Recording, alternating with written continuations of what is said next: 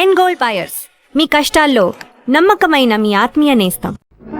శాంతి శాంతి, ఎంత ఘోరం ఎంత ఘోరం! ఏమిటమ్మా, ఏం జరిగింది? ఆ వేణుగాడు ఏమన్నా కూని చేశాట? చాలేమ్మా, వేణు ఉంటే ఆయన ఒక్కడైనా ఎంతమంది లేరు? అయ్యయ్యో, వాడి ఇంటి పేరుతో సహా వాడి బియ్య డిగ్రీతో సహా వేశారు చూడమ్మా. ఎవరో ఊరు పేరు తెలియని పిల్లని కూని చేశాట. నేను అప్పుడే అనుకున్నాను, ఏనాడు మన ఇంట్లో కాలు పెట్టి మనందరినీ మోసం చేశాడో ఆనాడే వీడు కాలాంతకుడు, సామాన్యుడు కాడు, ఒక్కటాడు 100 కూలీలు చేస్తాడు. అమ్మా, ఆయన అలాంటి వాడు కాడు. ఇందులో ఏదో మోసం ఉంది, నేను నమ్మలేకుండా ఉన్నాను. సరేలే, నీ నమ్మకానికి ఇలా నమ్మబట్టి అందరం నట్టేట ములిగం. ఇంకా నయం, అదృష్టం బాగుంది. వాడే అల్లుడైతే ఈ పాటికి అత్తని మామని గొంతు పిసి గోడగా బారాల్సింది వాడు. అమ్మా శాంతి, నువ్వెక్కడికే? నువ్వు అక్కడికి వెళ్ళకే తల్లి, వాడు అసలు కూరి కోరే నిన్ను కూడా చంపేస్తాడే. అన్నయ్య, నేను ఇంతగా అడుగుతుంటే మాట్లాడవే అన్నయ్య. ఏం మాట్లాడమంటావు సిస్టర్? ఎలాగైనా వారిని కాపాడన్నయ్య. ఎలా కాపాడడం? కూనీ చేశాడు, దొరికిపోయాడు. లేదన్నయ్య, వారు ఏ పాపం ఎరుగరు. అన్యాయంగా ఈ అభాండం వారి మీద పడింది. అదే పొరపాటు. అన్యాయంగా ఏది ఎవరి మీద పడదు. ఇప్పుడు నేను నా మీద పడకూడదు. చేశాడు, దొరికిపోయాడు. నువ్వు అలాగే అంటున్నావా? ఎవరైతే నేను న్యాయం మాట్లాడాలి. న్యాయమే. ఇది న్యాయం కాదు, అన్యాయం, ఘోరం. వారి కూని చేయలేదు. నేను వారితో పాటే ఉన్నానన్నయ్య. సరే, గుడ్డిదానికి ఎలాగో కనపడదు కదా అని చెప్పి పక్కన పెట్టుకునే చేసి ఉంటాడు. సిస్టర్, నాతో అంటే అన్నావు కానీ ఇంకెవరితో అనకు. ఆ కూని కొడుకు గుడ్డి సాక్ష్యం నవ్విపోతారు. ఎవరు నమ్మరు. ఎవరు నమ్మినా నమ్మకపోయినా నాకు వారి మీద నమ్మకం ఉంది. నువ్వు పతివ్రతావు కదా, అందుకని నమ్ముతావు. ఏమిటండి మీరు మరి? రండి, వెళ్ళి చిన్న తీసుకురండి. ఎవతారా ఇది? ఏదో పక్కింటో అని తీసుకురమ్మన్నట్టుగా చెబుతుంది. అరే, కూనీ చేసే ముందు నా దగ్గరికి వచ్చి, బావగారు ఫలానా వారిని ఇలా చేయదలుచుకున్నాను, దీనికి ఒక ప్లాన్ వేసి పెట్టి కదా. ఎవరన్నా పట్టుకోగలడా? పట్టుకోగలడా అంట. తెలివి తక్కువగా చేశాడు, దొరికిపోయాడు. ఇప్పుడు ఏం చేస్తాను? అన్నయ్య, కావాలంటే నా పర్సనాలిటీ, పాపులారిటీ మొత్తం అంతా వాడి ఒక పెద్ద ప్లేడర్ను పెట్టి ఉరి శిక్ష తప్పించి యావజ్జీవ శిక్ష వేయించగలను. అంతేనా అన్నయ్య? రాధా, అక్క, రాధా, వచ్చావా? అక్క, వారు విడుదలవుతారా? ఈ అపనింద నుంచి బయటపడతారా? రాధా, నీ భర్త నీకు అప్పచెప్పే బాధ్యత నాది. నువ్వు ధైర్యంగా ఉండు. నేరం చేసిన వాడి నాటికైనా దొరకపోదు. దొరికాడుగా, ఇంక దొరికేదే వాడు. ఇలాంటి పుణ్య కేసులు ఎన్ని చూసాం మనం. నిన్నగాక మన ప్లేడర్ అయ్యావు, నీకేం తెలుసు? ఏం తెలిసినా తెలియకపోయినా ఒకటి మాత్రం తెలుసు, సొంత చెల్లెలు పతిభిక్ష పెట్టమని, పసుపు కుంకుమ కాపాడమని ఇంతగా బ్రతిమలాడుతుంటే చీమైనా కుట్టినట్టు కూర్చున్న వాళ్ళు మనుషులు కారని బాగా తెలుసు. తెలిస్తే తెలిసిందిలే. రామారాధ, వెళ్దాం. ఏమండి, నేను వెళ్ళి చిన్నాన్నని చూసినానా? చిన్నాన్నని చూసి వస్తానండి.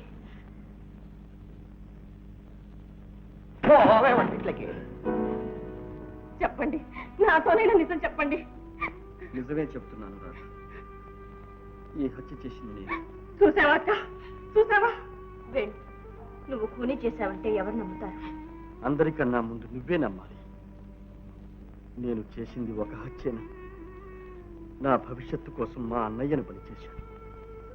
అన్నయ్యకి ఇచ్చిన మాట కోసం తన హృదయాన్ని నాకు అర్పించిన ఒక అమాయకురాలి జీవితాన్ని నాశనం చేశాను. తెలిసి తెలిసి అన్న కూతురు గొంతు కూరి తాడు తగిలించి పాడుబావిలో పడేశాడు. ఇవన్నీ నేను చేయక చేసిన హత్యలు శాంతి.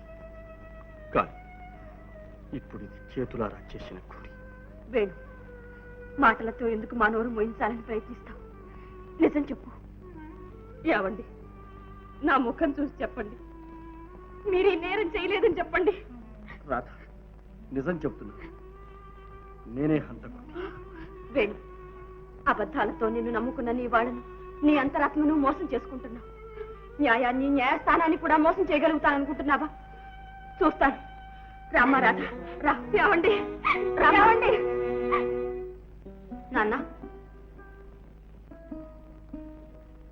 వెళ్ళిన పని ఏమైంది నాన్న? వేణుని విడుదల చేసే మార్గం ఏమైనా ఉందా?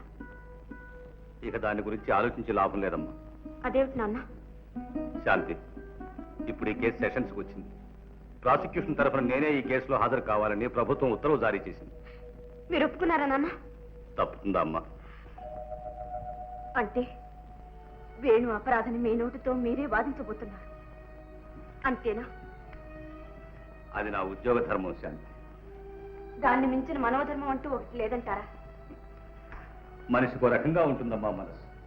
దాన్ని ఆధారంగా తీసుకుని న్యాయ అన్యాయాలు నిర్ణయించలేదు. నాన్న, వేణుని మీరు బాగా ఎరుగుతారు.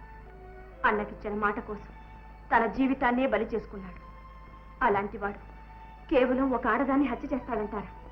శాంతి, నేరాలన్నీ కావాలని చేసినవే కానక్కర్లేదు. పరిస్థితుల వల్ల ఏర్పడ్డ ఆవేశాలే అపరాధాలకు కారణం కావచ్చు. వాదన మీ వజ్రాయుధం. కానీ ఒక్క మాట అడుగుతాను, మనస్ఫూర్తిగా చెప్పండి నాన్న. వేణు అపరాధిని మీరు నమ్ముతున్నారా? అతనే మీ అల్లుడైతే ఈ పరిస్థితుల్లో మీరేం చేసేవారు? కాపాడేవారా లేదా? పొరపాటు శాంతి. న్యాయపీఠం ముందు మన బంధుత్వాలకు మమకారాలకు ఆస్కారం లేదు. మమతలకు తల ఒగ్గితే మనం న్యాయానికే అన్యాయం చేసిన వాళ్ళం అవుతామమ్మా. కాదనటం లేదు, కానీ ఒక నిరపరాధి నిష్కారణంగా శిక్ష అనుభవించవలసి వస్తే అది న్యాయశాస్త్రానికి అవమానం కాదా? నిజమే, కానీ ఈ కేసులో పరిస్థితులు సాక్ష్యాలు అన్నీ వేణుకి ప్రతికూలంగానే ఉన్నాయమ్మా.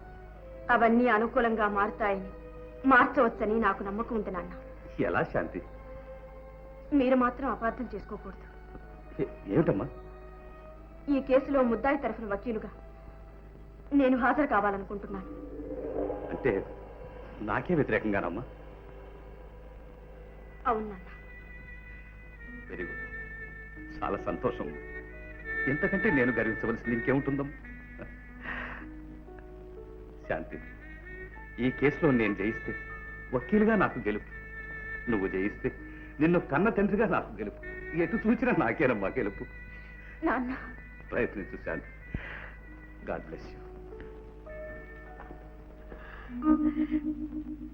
Thank you daddy, thank you. Your Honor and gentlemen of the jury, this is a clean case of cold-blooded, premeditated and deliberate murder. Prosecution తరఫు సాక్ష్యాలన్నింటినీ విన్నారు. ముద్దాయే హంతకుడని ఘంటాపథంగా నిరూపింపబడింది. అయినా ఒక్కసారి ఆ సాక్ష్యాలన్నింటినీ సింహావలోకనం చేద్దాం. గత జనవరి 22వ తేదీ సాయంత్రం 5 గంటలకు హత్య చేయాలని ఒకే ఒక దురుద్దేశంతో ముద్దాయి ఒక అమ్మాయిని విద్యానగరం తీసుకువెళ్ళాడు. అనుకున్న ప్రకారం హత్య చేశాడు.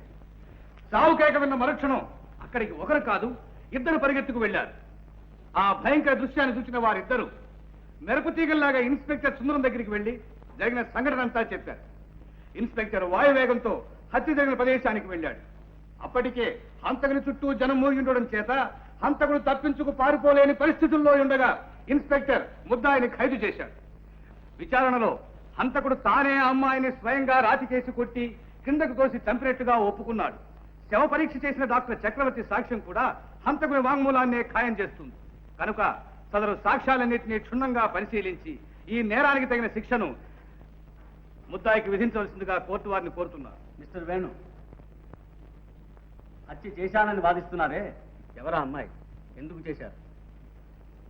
యువరానా, ఆ అమ్మాయి ఎవరు, ఆమెను హత్య చేయడానికి కారణం ఏమిటో నేను చెప్పగలిగితే అసలు ఈ హత్య చేయవలసిన అవసరమే ఏర్పడేది కదా. వివరాలు చెప్పడానికి వాదించడానికి మీకు ఇష్టం లేకపోతే మీ తరఫున ఎవరికైనా వకాలత్ ఇవ్వరాదు. నేను నేరాన్ని ఒప్పుకుంటున్నాను, శిక్ష అనుభవించడానికి సిద్ధంగా ఉన్నాను. ఇక వాదానికి తావే లేదు కాబట్టి వకీలు నాకు అవసరం లేదు. యువరాన, ముద్దాయి తరఫున విచారణ జరపడానికి కోర్టు వారిని నేను అనుమతి కోరుతున్నాను. యువరానా, నా తరఫున ఎవరు వాదించడం నాకు ఇష్టం లేదు, నేను అనుమతించను. అనుమతి కోరుతున్నది ముద్దాయిని కాదు, కోర్టు వారిని. యువరాన, ఈ కేసులో ముద్దాయి తరఫున విచారణ జరపవలసిందిగా వీరి భార్య నాకు వకాలత్ ఇచ్చారు. ఆ వకాలతను అనుసరించి నేను ఇప్పుడు అపీల్ అవుతున్నాను. Yes, you can proceed. యువరాన, prosecution తరఫున సాక్షులందరినీ క్రాస్ ఎగ్జామిన్ చేయడానికి కోర్టు వారు అనుమతించాలి. Yes. ఇన్స్పెక్టర్ గారు, హత్య చేయబడిన అమ్మాయి ఎవరు? తెలీదు. ఏ ఊరు? తెలీదు. పేరు? తెలీదు. ఆ అమ్మాయికి ముద్దాయికి ఏమిటి సంబంధం? ఇంతవరకు తెలియదు. అంటే హత్య చేయబడిన అమ్మాయిని గురించి ఈ నిమిషం వరకు మీకేమీ తెలియదన్నమాట. చేయవలసిన విచారణలు ప్రకటనలు అన్నీ చేశాం. ఆమెకు అయిన వాళ్ళు కానీ బంధువులు కానీ ఎవరు ఉన్నట్లు లేదు. అందువల్ల ఆమె అనాథని తీర్మానించాం. అంతకంటే ఇంకేమీ తెలియదు. మరి ఏమీ తెలియకుండా ముద్దాయి హంతకుడిని ఎలా తీర్మానించారు, ఎలా ఖైదు చేశారు? అదే హత్య చేశాను ముద్దయే ఒప్పుకున్నాడు. అదిగాక హత్యాస్థలం నుంచి ఇద్దరు మనుషులు నా దగ్గరకు వచ్చి రిపోర్ట్ ఇచ్చారు. ఏమని? ఒక అమ్మాయిని ఎవరో హత్య చేశారని, హత్య చేసిన వాడు పక్కనే ఉన్నాడని, వాళ్ళు కళ్ళారా చూశారని చెప్పారు. మరుక్షణంలోనే నేను వెళ్ళి ముద్దాయిని అరెస్ట్ చేశాను. అలాగా? అంటే మీరింట్లో యూనిఫారం లోనే ఉన్నారన్నమాట. ఆహా, మామూలు దుస్తుల్లోనే ఉన్నాను. ఆ దుస్తుల్లోనే వెళ్ళారా? లేదు, యూనిఫారం వేసుకునే వెళ్ళాను. వేసుకుని అంటే వాళ్ళు వచ్చి చెప్పిన తర్వాతనేగా? అవును. దుస్తులు మార్చుకోవడానికి మీకు ఎంత టైం అయింది? 10 నిమిషాలు. హత్య జరిగిన స్థలానికి మీ ఇంటికి ఎంత దూరం? దాదాపు 2 మైళ్ళు ఉంటుంది. ఈ 2 మైళ్ళు వెళ్ళడానికి మీకు ఎంత టైం పట్టింది? సుమారు 20 నిమిషాలు ఉంటుంది. దుస్తులు మార్చుకోవడానికి 10 నిమిషాలు, హత్య జరిగిన చోటికి వెళ్ళడానికి 20 నిమిషాలు, మొత్తం 30 నిమిషాలు. అంటే అరగంట తర్వాతనే మీరు ముద్దాయిని చూశారు. అవును. మరుక్షణమే ఖైదు చేశానని చెప్పారే? అంటే నేను అక్కడికి వెళ్ళిన మరుక్షణమే అని నా అభిప్రాయం. ఓహో, that's all, you can go.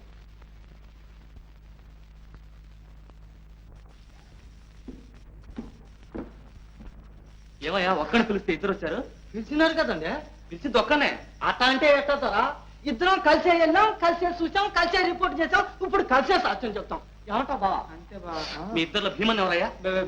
Devanna నేను. సార్ నువ్వు వెళ్ళు. బావే, మన జడ్జి గారు చాలా మంచి అయినట్టుగానే నువ్వు ఉండదు చూసింది చూసినట్టు చెప్పేసిరా అంతే. ఏం భయం లేదు, నేను ఈ గడపకాడ ఉంటా. గడపకాడ ఉంటావా? ఉండదు మరే. వెళ్ళవయ్యా, వెళ్ళు. చెప్పు. దేవుని ఎదుట ప్రమాణం చేసి, దేవుని ఎదుట ప్రమాణం చేసి పరమాణం చేసి నిజమే చెబుతాను, నిజమే చెప్తాను, అబద్ధం చెప్పను. అయ్యి బాబోయ్ తప్పు కదంటండి. చెప్పు. అబద్ధం చెప్పను. అబద్ధం చెప్పను. ఇదిగో చూడు, ఖూనీ జరిగిన రోజున నువ్వు ఆధార్నే వెళ్ళినట్టు చెప్పావు. నేను ఒక్కనే ఏంటండి, మా బామ్మద్దు కూడా వచ్చాడండి. అది సరే, ఆ వేళప్పుడు ఆ దారిని ఆ చోటికి ఎందుకు వెళ్ళినట్టు? అదేంటి అమ్మగారు, మేము పొలం నుంచి వచ్చే దారి అదే కదండి. ఓహో. అవునా అండి? ఉమ్. వస్తుంటే ఒక ఆడ కూతురు కేక వినిపించిందండి. అమ్మ బాబో వినిపించిందా అండి? ఉమ్. ఏంట్రా ఇదని చెప్పేసి ఆ పొలంగా దగ్గరగా వెళ్ళి చూసామండి. ఏం చూశారు? ఇంకేముందండి, ఒక ఆడ కూతురు చచ్చి పడి ఉందండి, చుట్టూ రక్తపు ఎల్లు అండి. తర్వాత?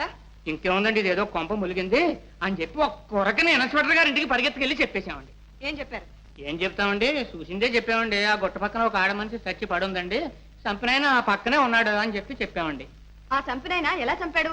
కత్తితో పొడిచాడా? కాదండి. తుపాకీతో కాల్చాడా? అబ్బే, మరి ఎలా చంపాడు?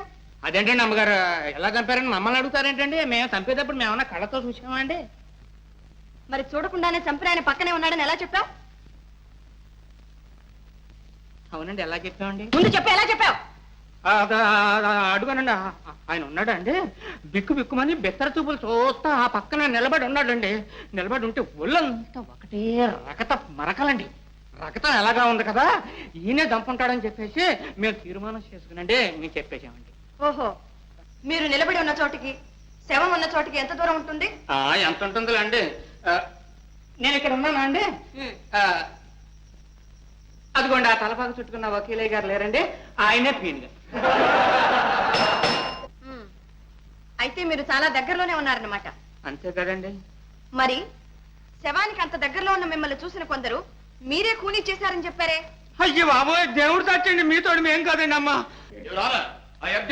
సాక్షిని ముద్దాయిగా నిరూపించడానికి ప్రయత్నించడం చట్ట విరుద్ధం. Mister Anandarao, you need not educate the court. Thank you, your honour. Yes, you can proceed. Thank you. ఏ, మీరేనా ఖూనీ చేసింది? లేదండి అమ్మా, మేము కాదండి అమ్మా, ఊరికి తమాషా చూస్తా నుంచున్నామండి. మీలాగే ఆయన కూడా తమాషా చూస్తూ ఉండొచ్చుగా. ఉండొచ్చు. Very good. ఇలా రావయ్యా. శవాన్ని చూసిన వెంటనే మీరు తిన్నగా ఇన్స్పెక్టర్ గారింటికి వెళ్ళారు, అంతేగా? లేదమ్మా, ముందు స్టేషన్కి వెళ్ళామండి. స్టేషన్ లో ఇన్స్పెక్టర్ గారు లేకపోతే ఆ పొలంగా ఇంటికి వెళ్ళామండి. ముందు స్టేషన్ కి వెళ్ళి ఆ తర్వాత ఇన్స్పెక్టర్ గారింటికి వెళ్ళడానికి మీకు ఎంత టైం పెట్టింది? ఎంతండి, ఒక అర్ధగంట పట్టి ఉంటుందండి. సరే, నువ్వు వెళ్ళొచ్చు. నమస్కారం తల్లి.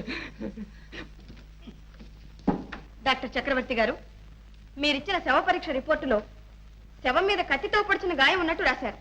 అవును. అయితే కత్తితో పొడిచింది ముందా, కొండ మీద నుంచి పడదోసింది ముందా? కత్తిపోటే ముందై ఉండాలని నా అభిప్రాయం. కారణం? అంత ఎత్తైన కొండ మీద నుంచి పడద్రోసిన తర్వాత మనిషి బ్రతికుండడం అసాధ్యం. చచ్చిపోయిన తర్వాత శవాన్ని కత్తితో పడవలసిన అవసరం లేదు. ఒకవేళ ఆవేశంలో పొడిచాడనుకున్నా శవం నుంచి రక్తం రావడం అసంభవం. అంటే కత్తిపోటు వల్ల ఏర్పడ్డ గాయం నుంచి రక్తం వచ్చిందంటారు? అవును, చాలా ఎక్కువగా వచ్చింది కూడా. Your honour, please note this point. You can go. Thank you. Your honour, మెరుపు తీగల్లా ఇద్దరు మనుషులు పరిగెత్తారు, వాయువేగంతో ఇన్స్పెక్టర్ వచ్చి ముద్దాయిని ఖైదు చేశారు అని అతి చమత్కారంగా జరిగిన కాలాన్ని సంగ్రహించి జరుగుని నేరాన్ని సమర్థించి తన సామర్థ్యాన్ని రుజువుపరచుకోవడానికి అన్ని విధాలా ప్రయత్నించారు మన పబ్లిక్ ప్రాసిక్యూటర్. కానీ హత్య జరిగిన గంట సేపటికి గానీ ఇన్స్పెక్టర్ ముద్దాయిని అరెస్ట్ చేయలేదు. ఉద్దేశపూర్వకంగా హత్య చేసి నేరాన్ని ఒప్పుకుని శిక్షను అనుభవించడానికి సిద్ధపడిన వాడైతే వెంటనే పోలీస్ స్టేషన్కి వెళ్లి తనకు తానే పట్టుబడతాడు. అంతేకాని హత్య చేసిన తరువాత అదే స్థలంలో 1 గంట సేపు ఇన్స్పెక్టర్ రావాలి, ఈ దృశ్యాన్ని చూడాలి, తనను ఖైదు చేయాలి అని ఎంత తెలివి తక్కువ వాడైనా అలాగే కూర్చుని ఉంటాడా? ఎందుకు కూర్చుంటాడు? ఎవరానా ముద్దాయి ఆరితేరిన హంతకుడు కాదు. ఏదో ఉద్రేకంలో చేసి ఉంటాడు. నెత్తురు కళ్ళ చూడగానే దిగ్భ్రాంతి చెందిపోయాడు. పారిపోదామన్నా కాళ్ళాడలేదు. అటువంటి పరిస్థితుల్లో అదే చోట గంటల తరబడి అతనే కాదు మరి ఏ హంతకుడైనా ఉండిపోతాడనడంలో ఆశ్చర్యం ఏమీ లేదు. యువరానా, హత్య చేయాలని ఒకే ఒక దురుద్దేశంతో ఒక అమ్మాయిని తీసుకెళ్లి ఖూనీ చేశాడని ఇంతకు పూర్వమే వాదించిన పబ్లిక్ ప్రాసిక్యూటర్ ఇప్పుడు ఉద్దేశపూర్వకంగా కాదు ఉద్రేకంలో చేసిన హత్య అని సెలవిస్తున్నారు.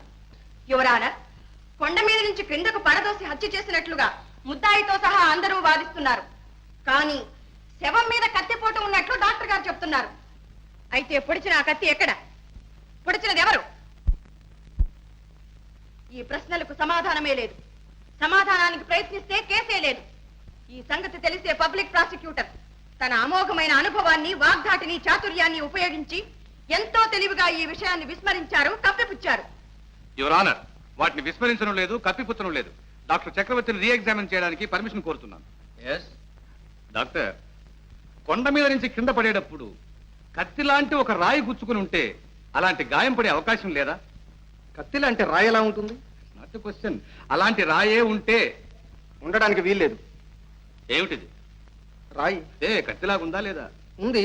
ఇలాంటి రాయే ఆ ప్రదేశంలో ఉండి కొండ మీద నుంచి కింద పడేటప్పుడు శరీరాన్ని గుచ్చుకుని ఉంటే కత్తిపోటు లాంటి గాయం పడే అవకాశం ఉందా లేదా? ఉంది. Thank you. యువర్ ఆనర్, అందుచేత కత్తిపోటు వల్ల ఏర్పడినది అని ఇంతవరకు డిఫెన్స్ కౌన్సిల్ చేత వాదింపబడిన ఆ గాయం కత్తిపోటు వల్ల ఏర్పడలేదు, ఆ రాతి వల్ల ఏర్పడినది.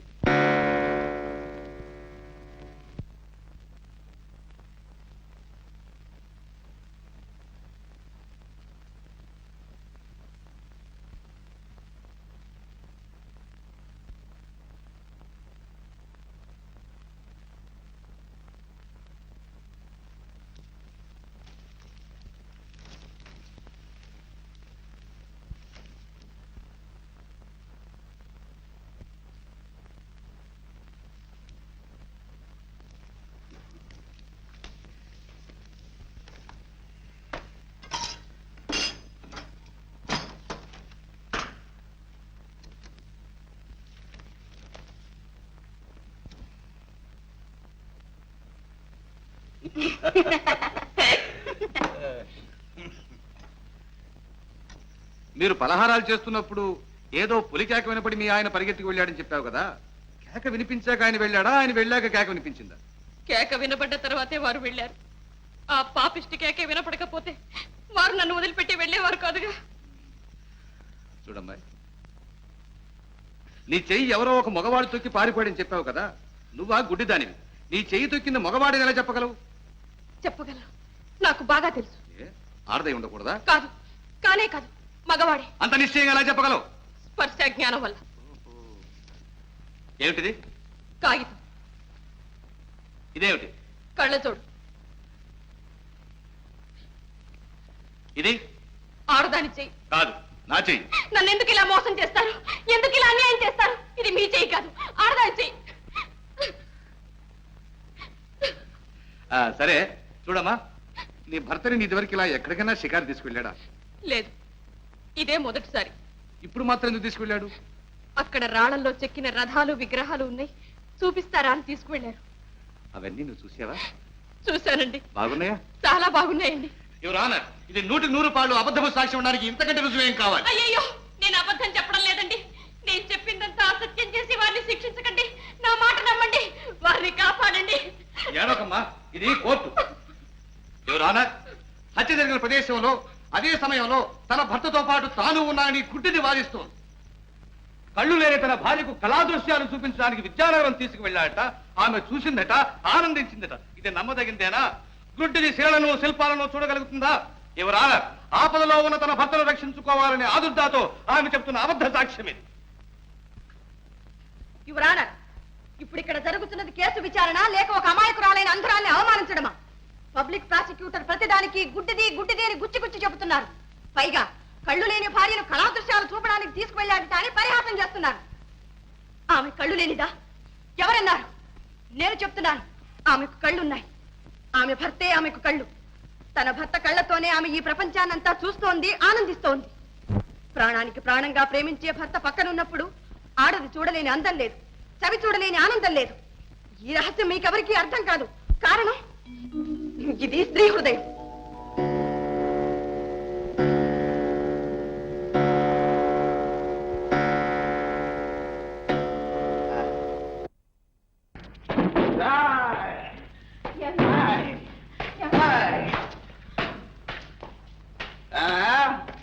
పాలేరు ఆన్సర్ వెలిగించావు ఎందుకే?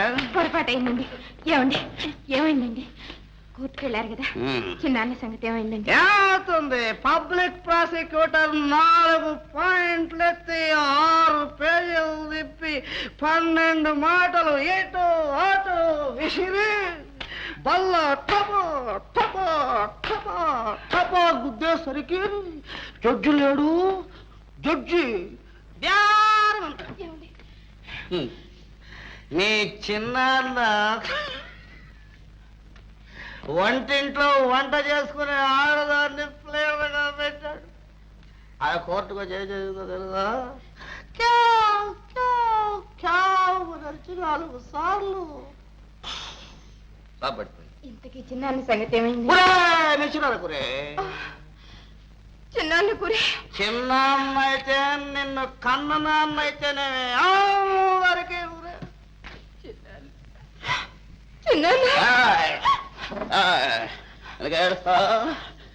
ఏడుస్తా. కూలీ చేసేవాళ్ళ కుటుంబంలో పుట్టేవే నువ్వు కూలీ చేస్తావే. అవసరం వస్తే నన్ను కూడా కూలీ చేస్తావు. భోజనానికి రండి. భోజనం నువ్వు పెట్టే తోటకూర కాడ భోజనం నాకెందుకే? దానికోసం నేను అక్కడికి రావాలంటే ఇక్కడ తీసుకురా భోజనం. తీసుకురా భోజనం తీసుకురా. నాకు కోడి కూర కావాలి. తీసుకురా. మల్లిక, నన్నే చంపాలనుకున్నావు కదా, నా మీద పగ సాధించాలనుకున్నావు కదా.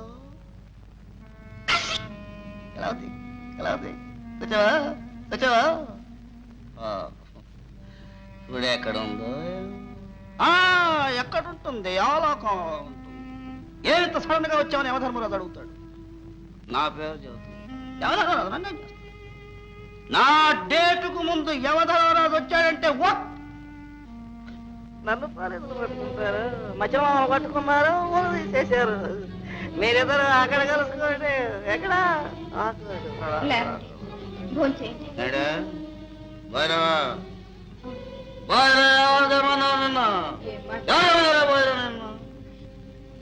కొడుకురేదే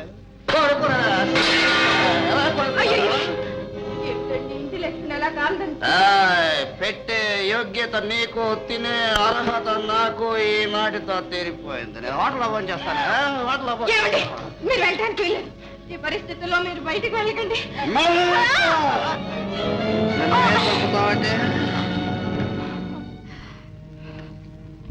మల్లిగా, నేనెంతో ప్రేమగా ఉత్తరాలు రాస్తే అవే పట్టుకొని నన్ను బెదిరించాలని చూశాను కదా.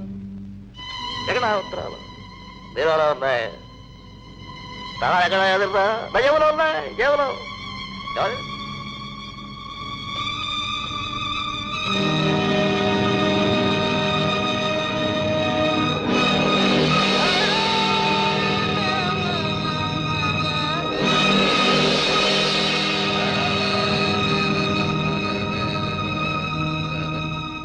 రాధ, ఏమిటి పిచ్చి? నువ్వు తినకుండా కూర్చుంటే వారు విడుదలవుతారా? ఆ బాధ్యతంతా నాదిన్నానుగా. తిను. వద్దక్క, నాకు ఆకలేదు. జయ, ఎవరు? జయ, ఏమిటిది ఇప్పుడు వచ్చా? ఏం జరిగింది? ఎందుకు ఏడుస్తున్నా? ఇలా కూర్చో. వదినా, అన్నయ్య వచ్చాడా? చూసావా అక్క, ఎంతైనా ఒక్క కడుపున పుట్టిన బంధం అంత సులభంగా తెగిపోతుందయ్యే. నాకు తెలుసు, వారిని విడిపించడానికి మా అన్నయ్య అన్ని విధాలా ప్రయత్నిస్తాడని నాకు బాగా తెలుసు. అన్నయ్య, అన్నయ్య మాట్లాడవే అన్నయ్య. లేదు వదినా, మీ అన్నయ్య రాలేదు. అన్నయ్య రాలేదా? చూడండి, మా చిన్నాన్న వకీలు మీరేగా? అవును. ఏ?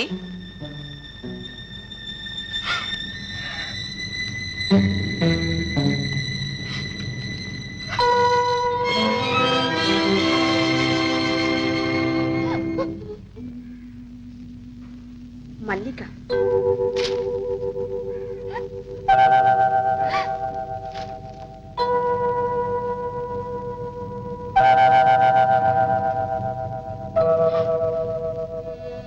జయ, జయ, ఇప్పుడు అర్థమైంది నువ్వెందుకు బాధపడుతున్నావు. నువ్వు చేసింది సామాన్యమైన పని కాదమ్మా. ఇల్లాలిగా చేయకూడని పనే చేశావు. కానీ స్త్రీలోకమే గర్వించదగ్గ త్యాగమమ్మా ఇది. గర్వించదగ్గ త్యాగం. జీవచ్చవాన్ని నాకెందుకమ్మా ఈ పొగట్ట? జయ, జయ, వదిలే, వదిలే. అక్క, వదిలేందుకు అలా ఏడుస్తూ వెళుతోంది? ఏం జరిగింది? మీరిద్దరూ ఏం మాట్లాడుకున్నారు? చెప్పవు. అంతా తర్వాత చెప్తాను. రాధా, ఆనాడు ఎవరో ఒక మగవాడు నీ చేయి తొక్కాడన్నావే, అదే మగవాడు మళ్ళీ నీ చేయి తొక్కితే నువ్వు గుర్తుపట్టగలవా? ఓ, తప్పకుండా. సరే. ఎక్కడికి వెళ్ళావు? ఆగో! 6 ఇంచు కదిలావంటే క్లోజ్ చేసేస్తాను. చెప్పు, నా బీరువాల ఉత్తరాలు ఏం చేశావు? చేరవలసిన చోటుకే చేరా. ఎక్కడికి? ఎవరికిచ్చావు? ఒక నిరపరాధిని కాపాడాలని ప్రయత్నిస్తున్న వకీలు శాంతికిచ్చా. ఆ ఉత్తరాలు ఇస్తే నా గొంతు కురిపడుతుందని తెలుసా? బాగా తెలుసు. బాగా తెలిస్తే కట్టుకున్న భర్తను పట్టించావా? భర్త అందరూ భర్తలు కారు. ఒక భర్తకు ఒక భార్య అన్న నీతికి కట్టుబడ్డవాడే భర్త. అయితే నేనెవరిని? నన్నేమంటారు? కాముకుడు, స్త్రీలోనుడు. అగ్ని సాక్షిగా పెళ్లి చేసుకున్న నాకు నువ్వు ఇచ్చే టైటిల్ ఇదా? ఇదేనట్టే? ఇంత ద్రోహం చేస్తావా? చెయ్యకుంటే ఎందరు కన్నెల జీవితాలు నాశనం అవుతాయి. ఇంకా ఎందరు బలవుతారు. స్త్రీ జాతిని ఉద్ధరించడానికి కంకణం కట్టుకున్నావన్నమాట. నేను చచ్చిపోతే నువ్వు ఉండమవుతావే. ఆలోచించు. బాగా ఆలోచించా. తెలిసి ఒక నిరపరాధి భార్యను విధవను చేసి నేను సుమంగళిగా ఉండటం కన్నా ఒక హంతకుడి భార్యని విధవను కావటమే మేలనుకున్నాను. ఏమన్నా, నీకు భర్త కంటే చిన్నాన్న ముఖ్యమయ్యాడా? నేను చచ్చినా పర్వాలేదు, మీ చిన్నాన్న మాత్రం బతికి బయటపడాలి, అంతే కదా? ఇదేం పాతివ్రత్యమే? భర్తను చంపి తన బంధువులను కాపాడుకునే పతివ్రతలు ఎవరైనా ఉన్నారా ఈ దేశంలో, మన చరిత్రలో? మీరే చెప్పండి. లేరు. కానీ దీనికంతా చిన్నాననే బంధం కాదు కారణం. ఒక అమాయక ప్రాణాన్ని కాపాడాలి. అది ధర్మం, అది న్యాయం, అంతే. జయ, తనకు మాలిన ధర్మం ఎందుకు చెప్పు? నా మాట వెళ్ళి ఉత్తరాలు పట్టుకొచ్చేసే ప్లీజ్. జయ, ఆ ఉత్తరాలు అక్కడ ఉన్నంత మాత్రం నా ప్రాణాలు తీస్తారనుకున్నావా? నన్ను నేను కాపాడుకోవడం నాకు తెలుసు. మీ చిన్నాన్న ఉరికంబం ఎక్కేదాకా నిన్ను ఎక్కడి ఉంచాలో కూడా నాకు తెలుసు. కమాన్,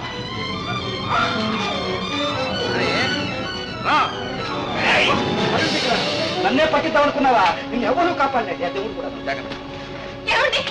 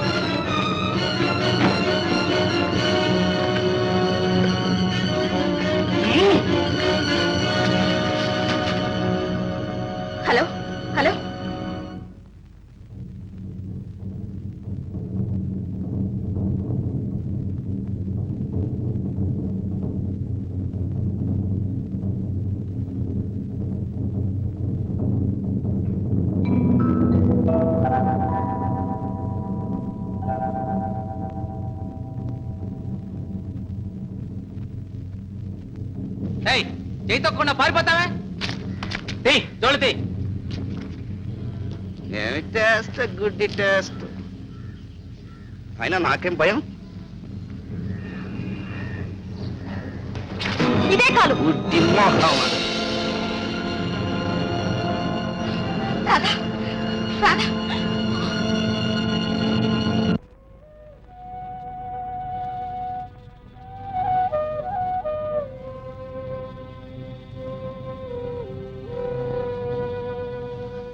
తెల్లవారింది. తల్లి ఇంకాసేపట్లో ఒక నిరపరాధిని గుర్తిస్తారు. అన్యాయం చేస్తుంది. తల్లి నువ్వు శక్తి స్వరూపిణి అంటారే, సర్వాంతర్యామి అంటారే, నువ్వెందుకు ఊరుకున్నావు? ఎందుకే అన్యాయం నాపో? నిన్ను మానవులు ఈ ఆలయంలో బంధించారా? చెప్పు తల్లి, చెప్పు. నిజాన్ని చాటు, ధర్మాన్ని నిలబెట్టు, నాకు దారి చూపించు. దేవి, దేవి.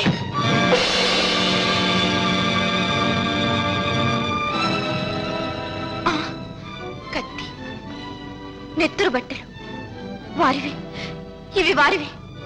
తల్లి నువ్వున్నావమ్మా, నువ్వున్నావు.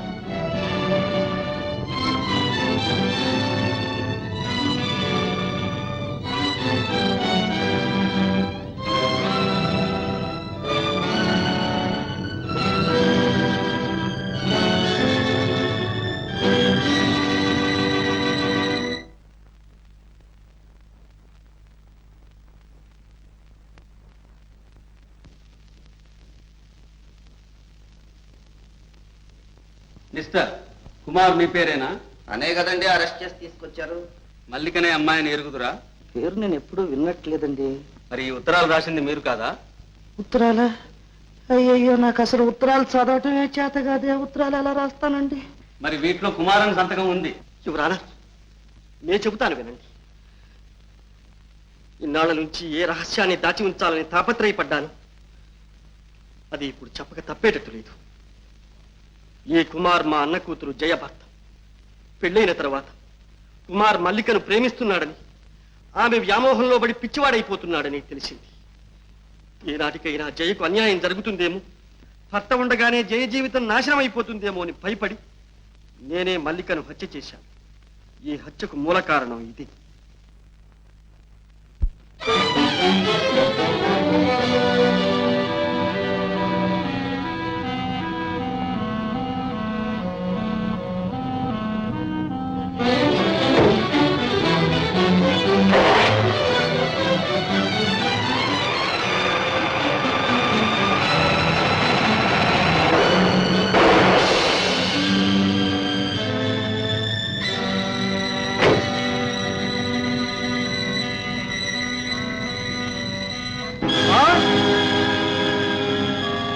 Darling, darling, what happened? Darling! అమ్మ బాబోయ్!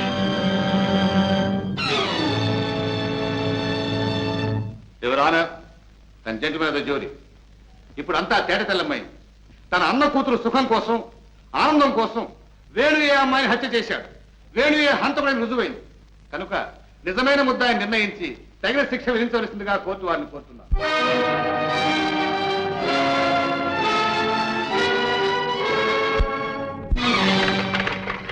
అయ్యా, అయ్యా, ఆగండి అయ్యా, ఆగండి. అయ్యా, అయ్యా, నన్ను కొంచెం పట్నం వరకు తీసుకెళ్ళండి అయ్యా. అయ్యా,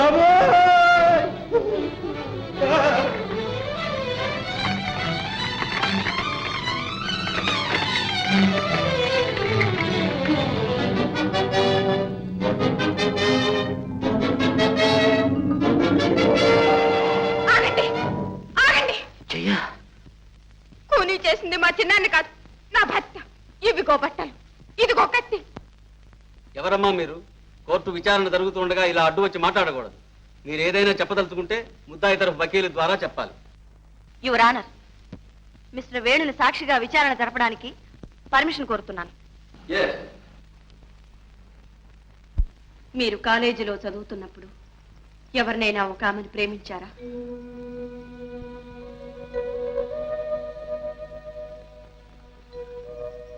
చెప్పండి, ప్రేమించారా లేదా? అవును, ప్రేమించాను. హృదయపూర్వకంగా వివాహం చేసుకోవాలని ప్రేమించారా లేక వేళాకోళంగా భావించారా?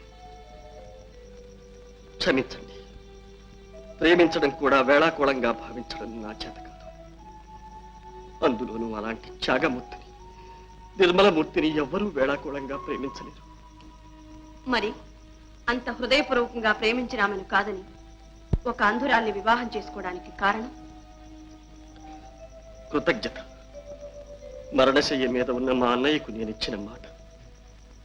నన్ను ఇంతవాణ్ణి చేసింది మా అన్నయ్య.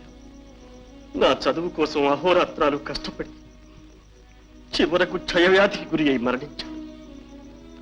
ఆ ఆఖరి క్షణాల్లో తన కన్నబిడ్డను కంటతడి పెట్టకుండా కాపాడమని నా చేత ప్రమాణం చేయించుకున్నాను. ఆ వాగ్దానం నిలబెట్టుకోవడానికే నేను ఈ అంధురాల్ని పెళ్లి చేసుకున్నాను. అంటే జయ కంట తడి పెట్టకుండా ఉండాలనేగా మీరు ఈ వివాహం చేసుకున్నది? అవును.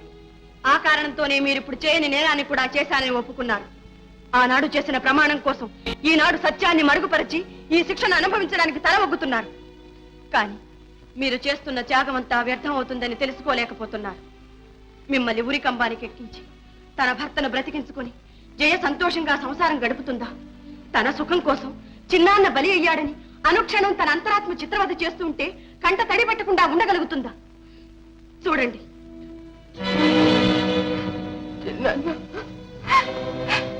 ఆమె ఒక ఆడది.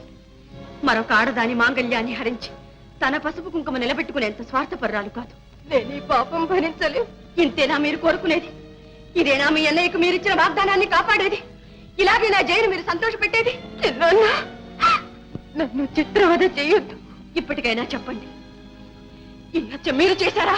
శాంతి, శాంతి. వేణు, వేణు, ఇక నువ్వేమీ చెప్పక్కర్లేదు, ఏమీ చెప్పక్కర్లేదు. నేను చూస్తాను. ఇంతకాలం చట్టానికి పట్టుబడకుండా తప్పించుకు తిరిగాను. కానీ ఈ రోజు ఈ రక్తపాశానికి పట్టుబడిపోయాను. నా జీవితం అంతా మృగప్రాయంగా గడిపాను. అయ్యా, ఒక్క మంచివాడి ప్రాణాలు కాపాడటానికి ఇంతమంది ఇన్ని విధాల ప్రయత్నం చేస్తున్న ఈ ప్రపంచంలో ఇన్ని మంచి మనసులు మసలుతూ ఉన్న ఈ లోకంలో నేనుండడానికి అనర్హుణ్ణి. నేనే ఈ హత్య చేశాను, నాకు వెయ్యండి ఆ శిక్ష, నన్ను ఊరితీయండి. నీ కొడుకు పుట్టిన వేళ విశేషం నీ భర్తను విడుదల చేశారమ్మా. నిజంగానా? మరి మా అన్నయ్యని? మీ అన్నయ్యకి 7 సంవత్సరాలు శిక్ష చేశారమ్మా. ఎక్కడికే? బాత బాత నా సబ్బులు వచ్చాక వస్తా ఉండు. సున్నిపిండి నువ్వు ఎవ పట్టుకుని. నన్ను క్షమించండి, నన్ను మన్నించండి. క్షమించానని ఒక్క మాట చెప్పండి. నా అంతరాత్మను రక్షించి నాలో మానవత్వం మేల్కొలిపిన నిన్ను నేను క్షమించడం అజయ? కాదండి, కాదు. నేను పాపిని, తాళి కట్టిన భర్తను పోలీసులకు అప్పగించిన ఘాతకిని, పతిద్రోహిని. నన్ను మన్నించండి, మన్నించానని ఒక్క మాట చెప్పండి.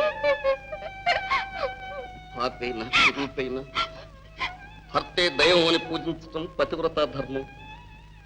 ఆ ధర్మం ఉన్నంతకాలం ప్రపంచంలో పతివ్రతలే ఉంటారు కానీ మంచి భర్తలు ఉండటానికి అవకాశం లేదు.